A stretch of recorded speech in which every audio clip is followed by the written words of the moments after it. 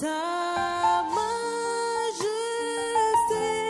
s'élève au-dessus des cieux, que ton nom est infini, mon grand, oui ton nom est infini, mon grand, que ton nom est infini, mon grand. Ta majesté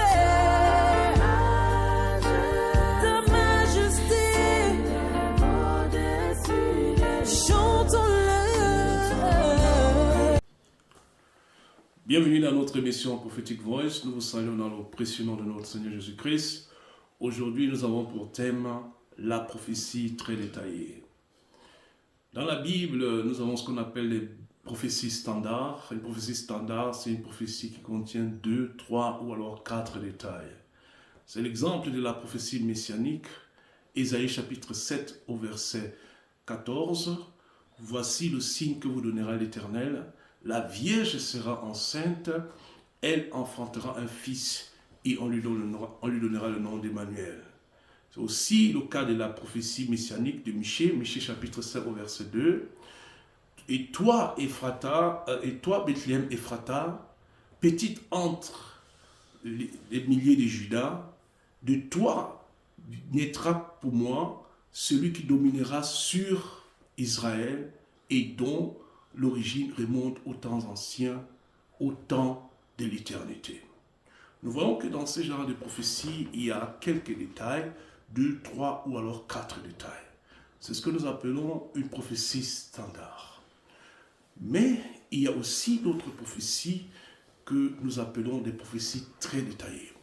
La prophétie très détaillée, c'est une prophétie déjà très longue qui contient beaucoup de détails. Beaucoup de choses sont contenues dans ce type de prophétie. En effet, ce type de prophétie est une expression suprême du don de prophétie. Elle se démarque de la prophétie standard, dans sorte qu'elle fournit beaucoup de détails, elle apporte beaucoup de choses pour fortifier le peuple de Dieu. C'est une prophétie supérieure, élevée, qui aide le croyant à avancer dans sa marche avec le Seigneur. Pourquoi est-ce que ce genre de prophéties sortent? L'Esprit de Dieu agit ainsi pour créer une forte conviction dans la vie de la personne ou de la communauté qui reçoit cette prophétie très détaillée. Mais avant d'aller en profondeur, avant de vous présenter ce que c'est les prophéties très détaillées dans la Bible, j'aimerais dire qu'il existe 3 types de prophéties de façon selon leur style, selon leur rendu. C'est-à-dire que lorsqu'une prophétie est relâchée, nous pouvons observer 3 styles différents. Le premier style, c'est la prophétie descriptive. Une prophétie descriptive, c'est quoi? Le nom dit déjà ce que c'est. C'est une prophétie dans laquelle le prophète ou la personne prophétique décrit une vision, très souvent une longue vision. Souvenez-vous, nous avons vu le voyant, que le voyant, ou alors le chosé en hébreu, était un observateur de vision. C'est-à-dire, c'est quelqu'un qui regardait la vision, souvenez-vous, mais sans son. Et il peut décrire cette prophétie-là, et en décrivant cette prophétie, n'est-ce pas, il annonce les choses à venir. Généralement, la prophétie descriptive utilise le temps passé et le temps présent. C'est-à-dire, celui qui regarde la vision, le voyant, regarde la vision et il parle du passé. Par exemple, la prophétie de l'Apocalypse, c'est une prophétie descriptive, mais elle est plus descriptive, c'est-à-dire le prophète ou alors l'apôtre Jean dit par exemple que ceux qui n'avaient pas été trouvés dans le livre de vie, vous voyez c'est le passé, seront jetés dans le temps de feu. Vous voyez, donc il décrit quelque chose, c'est-à-dire ceux qui n'ont pas été trouvés dans le livre de vie furent jetés dans le temps de feu. C'est-à-dire, il utilise le temps passé pour décrire un événement futur. Ou alors, il utilise le temps présent pour décrire, ou alors pour annoncer quelque chose qui va arriver dans l'avenir. C'est ça la prophétie descriptive. C'est-à-dire, c'est plus la dimension du voyant. Le voyant déclare, c'est-à-dire il décrit ce qu'il est en train de voir dans la vision, et cette description, elle est soit dans le temps passé ou alors dans le temps présent, et très rarement dans le temps futur. Mais qu'à cela ne tienne, que ce soit dans le temps passé ou présent, ces événements qui sont décrits dans cette prophétie sont des choses qui vont s'accomplir plus tard. Voilà. Nous avons aussi la prophétie qui annonce des choses à venir. C'est-à-dire, c'est une prophétie prédictive. Comme nous venons de voir, toi, Ephrata, Bethléem Ephrata, de toi naîtra celui qui dominera sur Israël. C'est-à-dire, une prophétie prédictive utilise le temps futur, déclare les choses clairement au futur. C'est-à-dire, il y a une déclaration du futur clarifiée dans le libellé prophétique. C'est-à-dire, il utilise le futur pour déclarer les choses à venir. Et le troisième type de prophétie, c'est la prophétie inquisitive. C'est quoi une prophétie inquisitive? C'est une prophétie dans laquelle, ou alors une figure de style prophétique, disons-le comme ça, dans laquelle le prophète pose des questions. C'est-à-dire, on pose des questions et dans la question, il se trouve la prophétie. Je vais prendre un exemple pour clarifier cela. Ésaïe 66 au verset 8, la Bible dit « Qui a jamais entendu pareille chose ?» Ça, c'est une question. Qui a jamais entendu pareille chose? Qui a jamais vu rien de semblable? Un pays peut-il naître en un jour? Vous voyez, un pays peut-il naître en un jour? Au lieu de déclarer comme dans la prophétie prédictive qu'un pays, s'agissant d'Israël, naîtra en un jour, le prophète, ou alors l'esprit des prophéties, change le style. Et au lieu d'énoncer clairement ce qui viendra, il utilise la forme inquisitive. C'est-à-dire, il pose des questions. Il pose une question. Un pays peut-il naître en un jour? En effet, il est en train de nous dire qu'un pays naîtra en un jour. Alléluia. Une nation est-elle enfantée d'un seul coup? Vous comprenez? En fait, il est en train de nous dire qu'une nation sera enfantée d'un coup. Il ne le dit pas de façon prédictive, mais il utilise la forme inquisitive.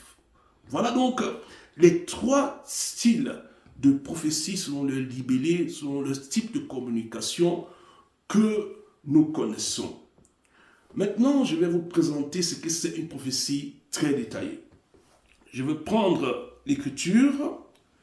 L'écriture, c'est 1 Samuel chapitre 10, du verset 2 au verset 8.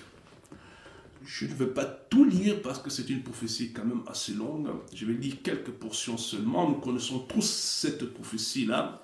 Il s'agit ici de Samuel qui est en train de prophétiser sur le futur roi Saül.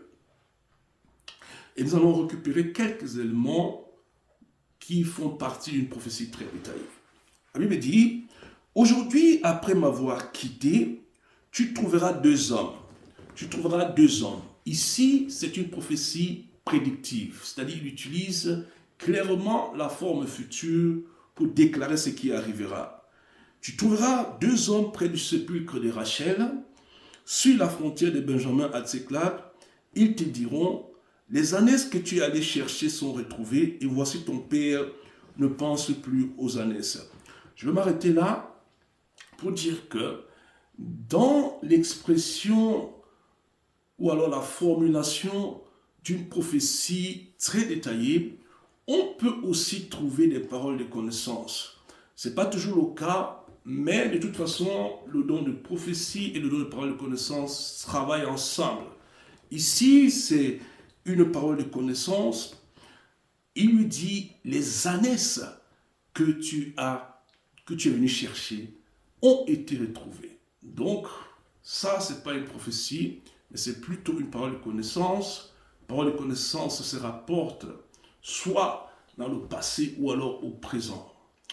Voilà, donc, ici, dans les prophéties très détaillées, nous trouvons des paroles de connaissance. C'est ainsi, par exemple, que dans une prophétie très détaillée, on peut vous dévoiler votre adresse, votre nom entier, votre date de naissance, le nom de votre père, le nom de votre mère, le nom où vous travaillez. On peut vous donner même le nom de vos arrière-grands-parents, ainsi de suite. Tout ça par le don de prophétie. Comme je disais, c'est une prophétie très détaillée et l'esprit de prophétie travaille ici en profondeur.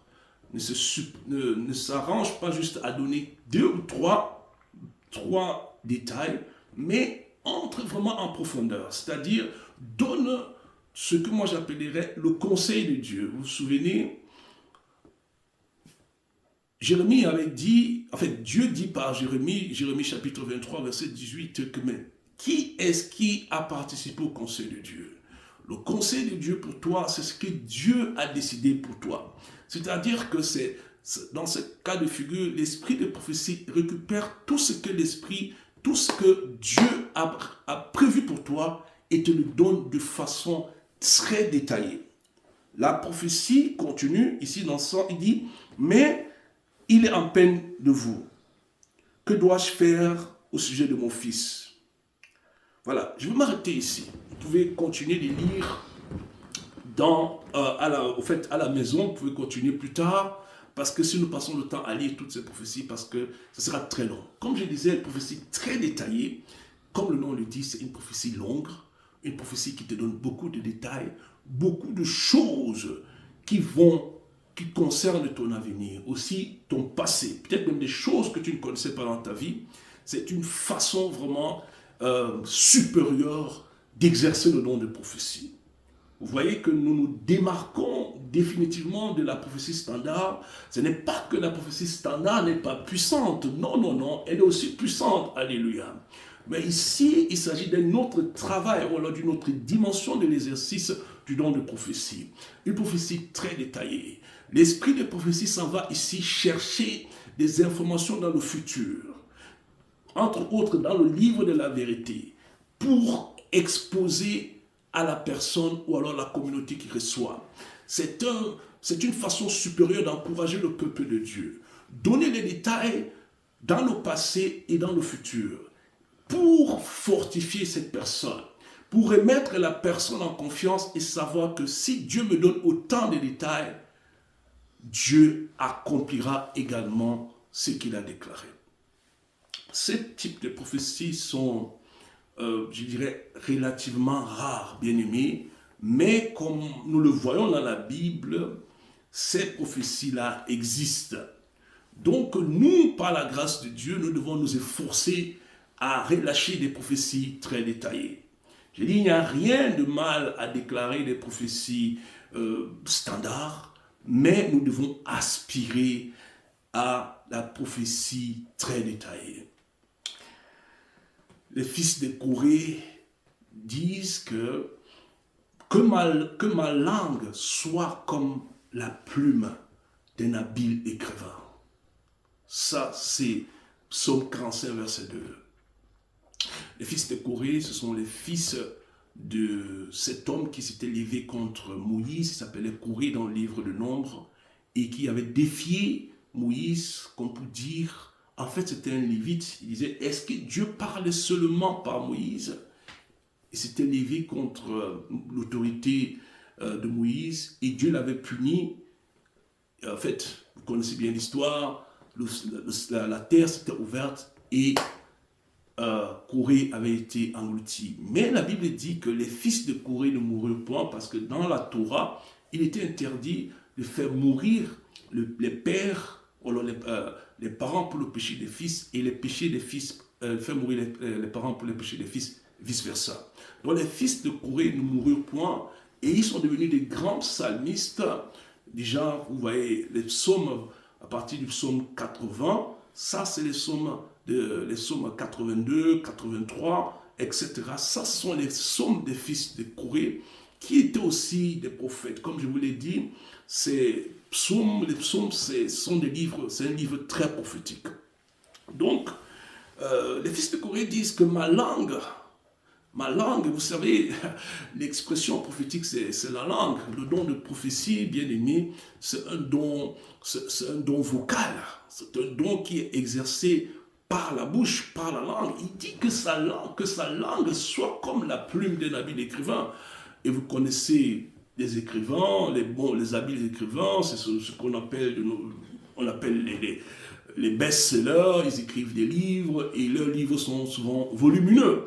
Donc, il est ici en train de faire appel à la prophétie très détaillée. Donc, il est en train de dire que sa langue doit déclarer beaucoup les paroles de Dieu. Alléluia. Que les paroles de Dieu doivent sortir de sa langue.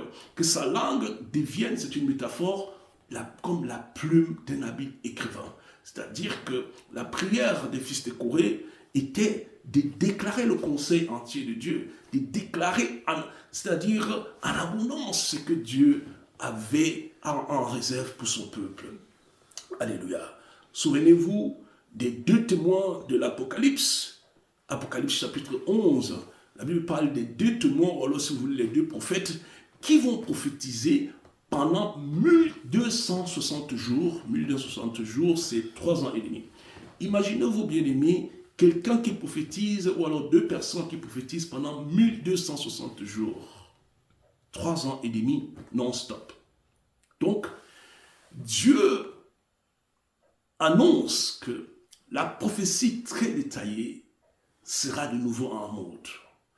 Les deux prophètes de l'Apocalypse vont déclarer des prophéties très détaillées, des prophéties longues et riches pendant 1260 jours. Vous pouvez vous imaginer prophétiser chaque jour, non-stop, pendant 3 ans et demi. Vous pouvez vous imaginer le bagage prophétique. Vous pouvez vous imaginer la supériorité du don prophétique qui agit, ou alors qui agira dans ces deux prophètes de l'Apocalypse. Apocalypse chapitre 11. Vous comprenez? Donc, le peuple de Dieu, nous devons donner le conseil de Dieu au peuple de Dieu. Nous devons donner le conseil de Dieu parce que Saül, qui devint le prochain roi, avait obtenu cette grande prophétie. Alléluia. Une prophétie qui lui disait les choses qui devaient lui arriver. Et la prophétie s'achève en lui disant qu'il doit aller à Gilgal. Gilgal, c'est le premier lieu, c'est-à-dire le premier endroit ou alors le premier lieu où les Juifs ou les Israélites ont foulé. Ils ont foulé la terre de Canaan. Le premier territoire, c'était Gilgal. Et Gilgal veut tout simplement dire enrouler. Et Dieu dit à Josué qu'aujourd'hui, j'ai enroulé l'opprobre de l'Égypte devant vous. C'est la raison pour laquelle on appelait ce lieu Gilgal. Et c'est là-bas que Saül devait être couronné roi à Gilgal. Donc, par cette prophétie de 1 Samuel chapitre 10, le prophète donne des instructions très claires au futur roi. Et ces choses se sont accomplies, et comme je vous disais, pour rassurer Saül, pour lui rassurer déjà que les années pour lesquelles il est venu ont été retrouvées et qu'il sera le prochain roi d'Israël. Dans cette prophétie, il y a plus de 15 détails. Je ne vais pas lire parce qu'elle est vraiment très longue. Les prophéties détaillées sont des prophéties qui ne sont pas là, bien aimées, pour étonner les gens. C'est un exercice du don prophétique, c'est-à-dire une expression supérieure qui se démarque, comme je l'ai déjà dit, des prophéties standards. Nous, les gens à qui Dieu a donné la grâce prophétique, nous devons aspirer à cela. Aspirer à ces prophéties, à libérer, à relâcher le conseil entier de Dieu en ce qui te concerne, en ce qui concerne la vie des serviteurs de Dieu. Donner des directions claires, alléluia, au peuple de Dieu qui est à la recherche d'une orientation.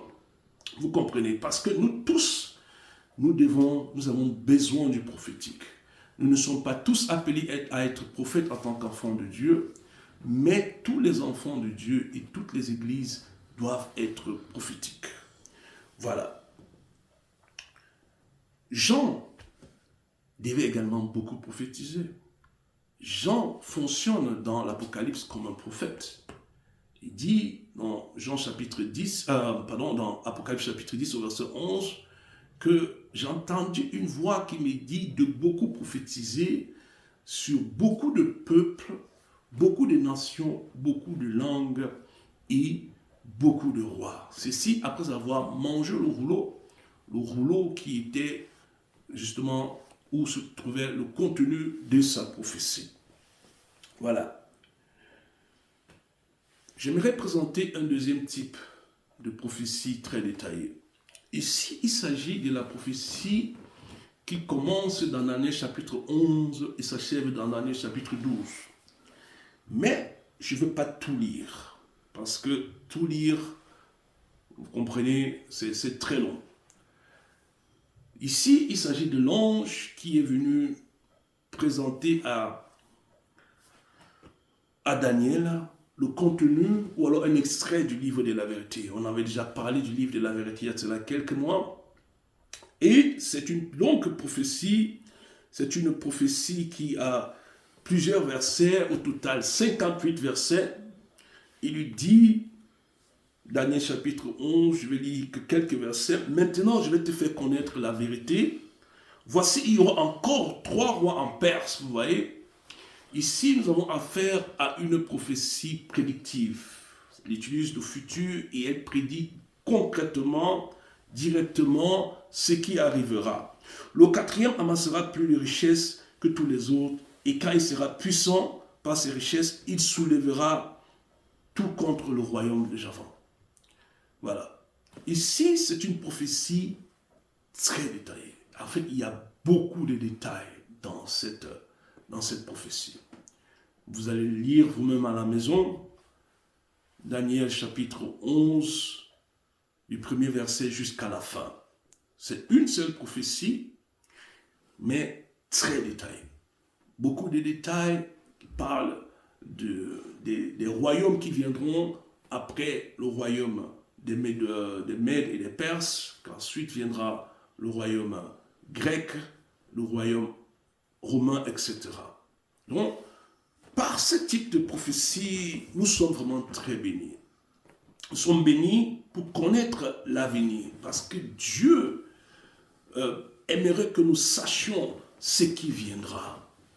Vous comprenez? C'est pourquoi l'apôtre Paul dit aspirer aux dons les meilleurs, surtout aux dons de prophétie, parce que c'est très important pour nous de savoir ce qui vient devant nous, de connaître l'orientation, c'est à quoi Dieu nous appelle. Ce n'est que par les outils prophétiques que nous pouvons connaître ces choses-là.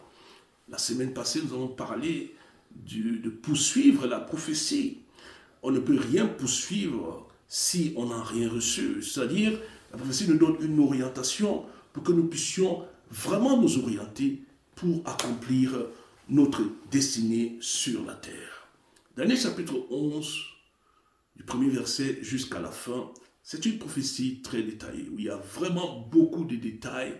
Et je vous assure, bien-aimés, les choses se sont produites telles que l'ange a décrit.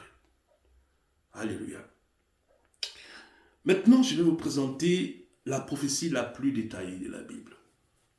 Cette prophétie de Daniel 11 à Daniel 12 est très détaillée. Mais il y a une prophétie plus détaillée qu'elle. Il s'agit de la prophétie d'Ézéchiel, du temple d'Ézéchiel. C'est une prophétie qui commence au chapitre 40 du livre d'Ézéchiel et s'achève au chapitre 48. En fait, c'est 9 chapitres, bien-aimés, d'une seule prophétie. 9 chapitres avec beaucoup de détails. Nous n'allons pas tout lire parce que la prophétie est très longue. Elle a 260 versets au total. Vous comprenez? 260 versets sur un seul thème. Vous voyez comment l'esprit des prophéties peut nous donner tout le conseil de Dieu sur un sujet. 260 versets sur une prophétie sur le futur temple d'Ézéchiel, en fait, qu'on appelle le temple d'Ézéchiel, un temple messianique. Je vais lire juste une portion. C'est Ézéchiel chapitre 40, à partir du premier verset. La 25e année de notre captivité, au commencement de l'année, le 10e jour du mois, 14 ans après la ruine de la ville, en ce même jour, la main de l'Éternel fut sur moi et il me transporta dans le pays d'Israël. Il m'y transporta dans les visions divines et me déposa sur une montagne très élevée où se trouvait au midi comme une ville construite. Il me conduisit là et voici, il y avait un homme dont l'aspect était comme l'aspect de l'airain. Il avait dans la main un cordeau de lin et une canne pour mesurer et il se tenait à la porte. Je vais m'arrêter ici, bien aimé. J'ai pris le temps d'entrée de jeu pour vous présenter les trois styles prophétiques. J'ai parlé du style descriptif, la prophétie descriptive. Cette prophétie du temple d'Ézéchiel, c'est une prophétie descriptive. C'est-à-dire, il décrit ce qu'il est en train de faire. Il décrit ce qu'il est en train de voir. Et dans cette description, il y a des prophéties. C'est-à-dire, ce qu'il est en train de voir, ce qu'il est en train de décrire, parce qu'il voit cette vision, ce sont des choses qui s'accompliront à l'avenir. Parce que ce temple, c'est un temple messianique qui sera bâti plus tard. Alléluia. Donc, nous devons savoir qu'il existe ce type de prophétie. Et le corps de Christ a besoin de ce type de prophétie. Toi qui es dans une situation difficile, périlleuse, tu as besoin de ce type de prophétie pour t'encourager dans ta marche avec le Seigneur. Tu as besoin de ce type de paroles qui vont t'exhorter, t'édifier et te consoler, tel que la Bible nous dit dans 1 Corinthiens chapitre 14 au verset 3. De telles prophéties viendront. Les prophéties détaillées viendront. C'est un type de prophétie qui sera restauré dans le corps de Christ. Dieu utilisera les deux témoins ou les deux prophètes de l'Apocalypse pour libérer des prophéties très détaillées non-stop pendant 3 ans et demi. Mais avant d'y arriver, il y aura un temps où le Seigneur restaurera la prophétie très détaillée. Que le Seigneur annonce que la prophétie très détaillée, c'est le partage des enfants de Dieu. Toi qui n'as jamais reçu ce type de prophétie, tel que nous l'avons vu ici, réjouis-toi parce que Dieu promet que ces types de prophéties seront encore nombreuses. Ces types de prophéties viendront, afflueront. Souvenez-vous de la parole du prophète Joël. Joël chapitre 2 au verset 28. Dans notre version, c'est Joël chapitre 3 au verset 1. Dans les derniers temps, je déverserai mon esprit sur toute chair, et vos fils et filles prophétiseront. Vos vieillards auront des songes, et vos jeunes gens des visions. Ces temps ont déjà été déclenchés depuis la venue du Saint-Esprit pendant la Pentecôte. Mais ces jours, ces temps de la prophétie détaillée, une prophétie longue, ces temps seront restaurés au corps de Christ. Parce que les temps dans lesquels nous allons sont des temps fâcheux. Nous nous rapprochons de la fin et les croyants ont beaucoup de difficultés, beaucoup d'attaques, ils sont tellement découragés, des choses qui ont été déclarées ne sont pas encore arrivées dans leur vie. Beaucoup souffrent, mais Dieu te promet aujourd'hui qu'il y a une prophétie, alors un style de prophétie que j'appelle la prophétie très détaillée, qui viendra, qui sera restauré dans le corps de Christ. Et ce que j'entends le Seigneur dire, que ce type de prophétie sera une prophétie standard. C'est-à-dire, j'ai parlé de la prophétie standard, selon l'Écriture bien-aimée, qui a 2, 3 ou 4 éléments, mais il arrive un temps où ce type de prophétie que j'ai donné, j'en ai donné 3, 1 Samuel chapitre 10, la prophétie de Samuel sur le futur roi Saül. J'ai donné Daniel chapitre 11 jusqu'à Daniel chapitre 12. Et j'ai aussi donné Ézéchiel chapitre 40 jusqu'à 48. Donc, ce type de prophétie très détaillée sera restauré dans le corps de Christ, déclare le Seigneur. Les moments où, comme priaient les fils de Corée, que ma langue soit comme la plume d'un habile écrivain, ce temps arrive, bien-aimés. Ce temps, Dieu déclare que ce temps arrive. Le temps de la restauration de la prophétie très détaillée. Il arrivera des moments où la prophétie que tu recevras ce ne sera pas là juste pour te donner un ou deux détails, mais pour te déclarer des choses diverses. Je les déclare déjà parce que ce sont des choses qui arriveront. Alléluia. Où tu auras besoin d'un enregistrement, bien-aimé.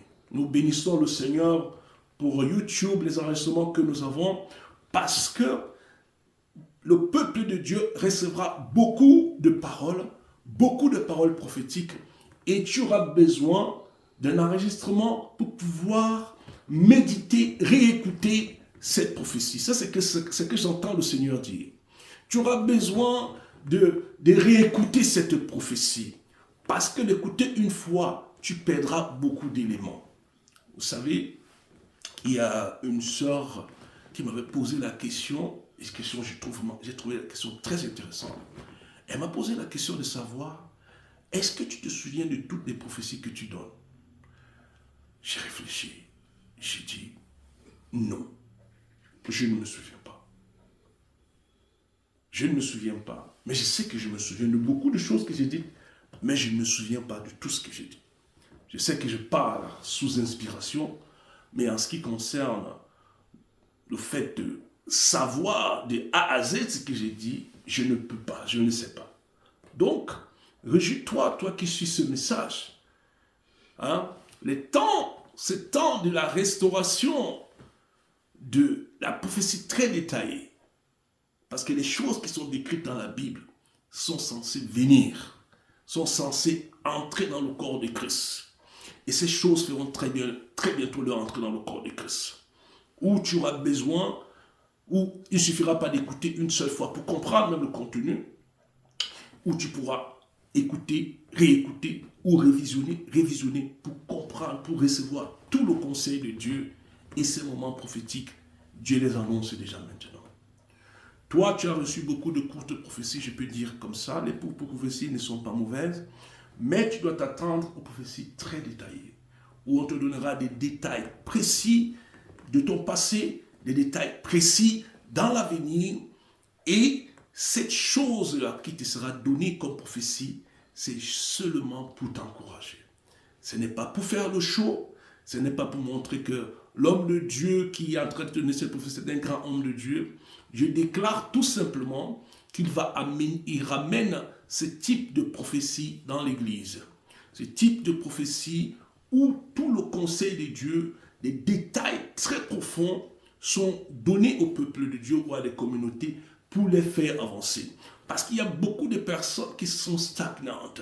Et le prophétique a la capacité de t'élever, la capacité de t'encourager. Vous comprenez? C'est pourquoi je vous ai toujours dit ici dans cette émission que la prophétie personnelle est toujours positive. Nous ne pouvons pas reprendre les gens, exposer les gens par la prophétie, mais la prophétie c'est un outil pour bâtir le peuple de Dieu que tu es, pour construire le peuple de Dieu. Parce que le peuple de Dieu reçoit beaucoup de coups, il reçoit beaucoup de déceptions, beaucoup de choses ne marchent pas dans leur vie, et Dieu utilise le prophétique, et il utilisera encore le prophétique pour t'encourager, pour te faire avancer, pour que tu puisses entrer dans le couloir, parce qu'il y a beaucoup de gens qui ne savent pas ce qu'ils doivent faire. Ils ne savent pas l'homme qu'ils doivent épouser, la femme qu'ils doivent épouser, le métier qu'ils doivent faire, etc., etc. Nous avons besoin de la révélation de Dieu. Et comme Dieu l'annonce déjà, ces choses arriveront très bientôt. Où le conseil de Dieu, en ce qui concerne une personne, une famille, sera relâché en abondance. Dieu relâchera son conseil sur toi. Alléluia. un conseil complet sur ce qui te concerne. Dieu a vu ta souffrance, Dieu a vu tes problèmes, Dieu a entendu tes cris et il annonce déjà aujourd'hui que la prophétie très détaillée, c'est pour toi. La prophétie très détaillée fera son entrée dans l'église pour déclarer des choses de façon immense, pour encourager le peuple de Dieu, pour apporter une intelligence nouvelle au peuple de Dieu, des choses que tu ne connaissais pas. C'est pourquoi le Seigneur a dit, invoque-moi et je te répondrai. Je te révélerai des choses grandes que tu ne connais pas. Et ces choses grandes, bien-aimés, ce sont des choses qui seront relâchées en abondance. Alléluia. Ce sont des choses qui seront relâchées dans un grand rouleau. Alléluia. Ce sera relâché comme dans un livre. Souvenez-vous des fils de Corée. Les fils de Corée, en fait, étaient en train de dire, Seigneur, fais en sorte que je puisse déclarer tes paroles. Que ma parole soit comme un livre. Un livre, naturellement, à quelques pages. Alléluia. Donc, c'est ce que Dieu déclare aujourd'hui, que la prophétie très détaillée revient dans le corps de Christ. Tu auras des informations très précises sur ton avenir. Tu auras des informations très précises sur le business que tu vas faire. Tu auras des informations très précises sur ton appel. Tu auras des informations très précises sur ce qui bloque ta vie. Dieu, par la grâce prophétique, il annonçait déjà qu'en déclarant ces choses sur ta vie, il t'a déjà apporté la moitié de la délivrance. C'est-à-dire que lorsque ces choses sont dévoilées dans ta vie, tu as le secret pour réussir. Et le peuple de Dieu que tu es appelé à réussir. Et un outil que Dieu utilise puissamment, c'est le prophétique. Tu ne peux pas t'imaginer une réussite sans le prophétique. Tu dois savoir ce que Dieu attend de toi. Tu dois savoir ce que Dieu a établi pour toi. Comment est-ce que tu peux connaître ces choses si ces choses ne sont pas révélées? Tu crois peut-être que Dieu t'a abandonné. Non, Dieu ne t'a pas abandonné. Tu crois peut-être que cette maladie, tu mourras avec cette maladie. Non, tu ne mourras pas à cette maladie. C'est ce que Dieu te déclare aujourd'hui. Parce que Dieu t'aime. Vous comprenez? Parce que Dieu t'aime, bien-aimé, il apportera la prophétie très détaillée.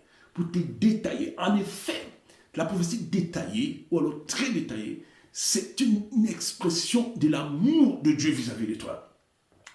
Prenons l'exemple de deux personnes qui s'aiment. Un couple qui est en train de se connaître, qui, n'est-ce pas, a l'intention de se marier. Vous voyez que ce couple, il communique très souvent. C'est-à-dire, leurs échanges sont très intensifs.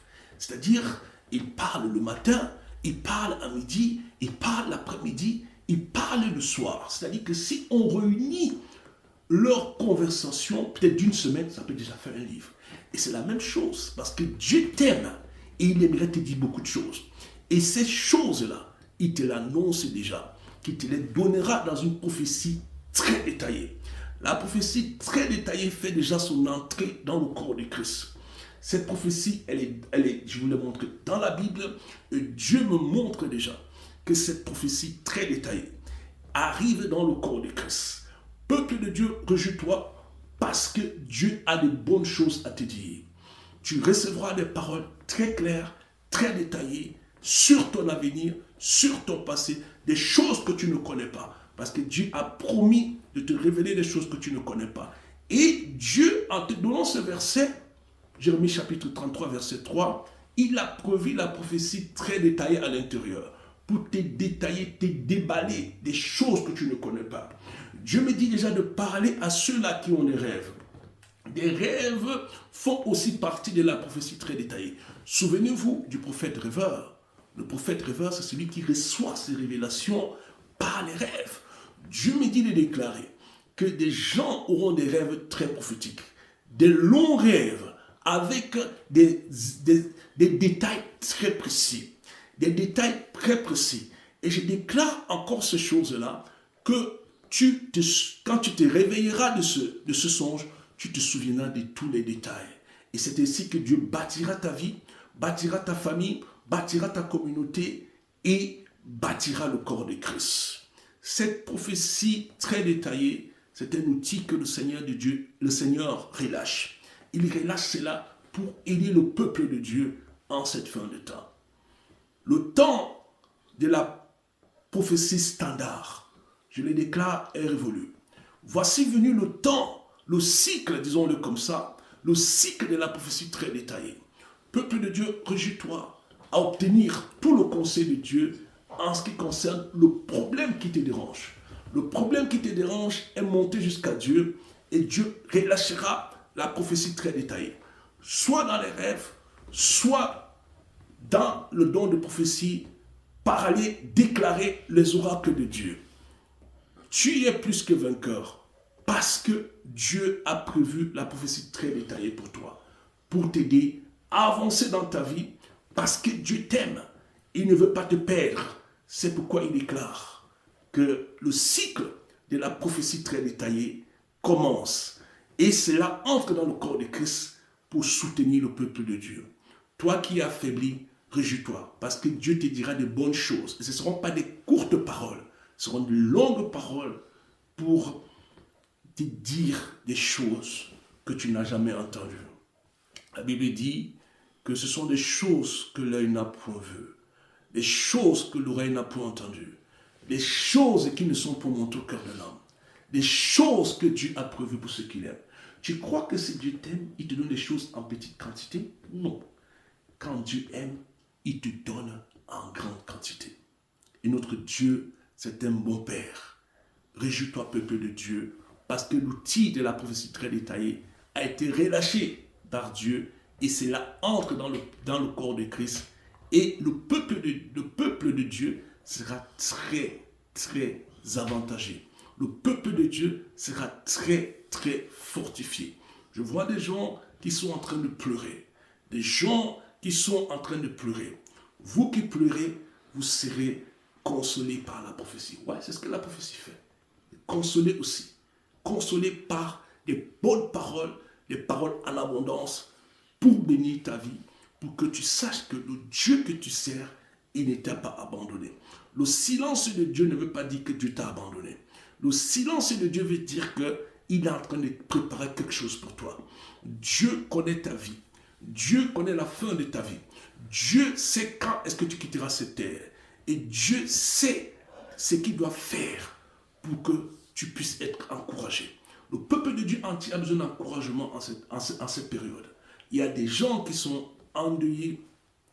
Déjà, j'ai obtenu une information d'une sœur avec qui j'ai cru à Douala, qui était très aimée dans le Seigneur, qui priait beaucoup. On m'a annoncé qu'elle est décédée. Vous comprenez? Le peuple de Dieu subit des moments difficiles en ces moments, mais Dieu apportera la consolation par le moyen de la prophétie très détaillée. Seigneur, je viens te bénir, je viens te dire merci pour ces thèmes, la prophétie très détaillée, que nous avons vu, Seigneur, avec ton peuple. Dans ta parole, tu as déclaré que cette prophétie arrive. Je prie, Seigneur, pour ceux-là qui sont endeuillés. Seigneur, que tu apportes, Seigneur, la consolation pour ces personnes. Que ces personnes qui sont endeuillées, qui ont des problèmes, ces personnes, Seigneur, qui attendent que tu fasses quelque chose pour eux. Je prie, Seigneur, que tu puisses apporter, Seigneur, un soulagement, que tu puisses, Seigneur, les consoler dans leurs cœurs qui sont, Seigneur, endoloris à cause des douleurs. Je prie, Seigneur, aussi pour des personnes stagnantes, Père, les personnes qui attendent que ta main agisse. Je prie aussi, Seigneur, pour ceux-là qui ont besoin de voir ta main. Seigneur, que ta main puisse agir en cet instant. Que ta main puisse agir en cet instant. Pour aider ton peuple, Seigneur, qui attend ta main. Merci, Seigneur, pour la parole prophétique que tu as relâchée. Seigneur, que cette parole entrera dans ton peuple, entrera dans l'église pour aider le corps de Christ. Toi qui pleures, arrête de pleurer. Le Seigneur est avec toi. Toi qui es dans les difficultés, réjouis-toi parce que Dieu apporte de l'aide pour ta vie. Tu n'es pas seul, Dieu est avec toi et il a prévu de bonnes choses pour toi. Reçois la grâce de Dieu, reçois l'onction de Dieu sur toi maintenant, que Dieu puisse se souvenir de toi, que Dieu puisse se souvenir de toi. Je suis en train de voir, le Seigneur me montre un cahier ou un livre ouvert. Et chaque fois que je vois ce genre de vision-là, c'est que Dieu veut faire quelque chose dans les études d'une personne. Dans les études d'une personne. Je vois une personne avec je pense que c'est un cahier, un gros cahier. Je déclare le succès dans ta vie. Toi qui es un élève, un étudiant, toi qui fais une formation, je déclare le succès dans ta vie. Je viens éloigner l'échec de ta vie.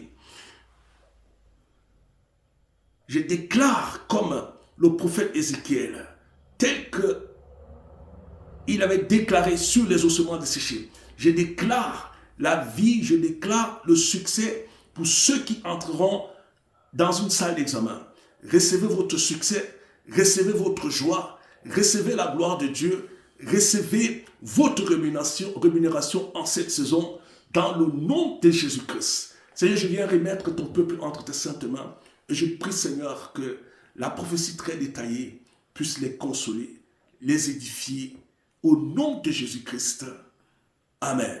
Shalom, bien-aimés. Nous nous voyons, reprenons la semaine prochaine. Son nom est au-dessus de tout, au-dessus de tout, au-dessus de la maladie, au-dessus de problèmes, au-dessus de tout.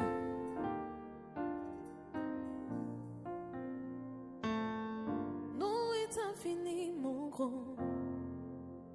Son nom est infiniment grand. Son nom est infiniment grand. Son nom est infiniment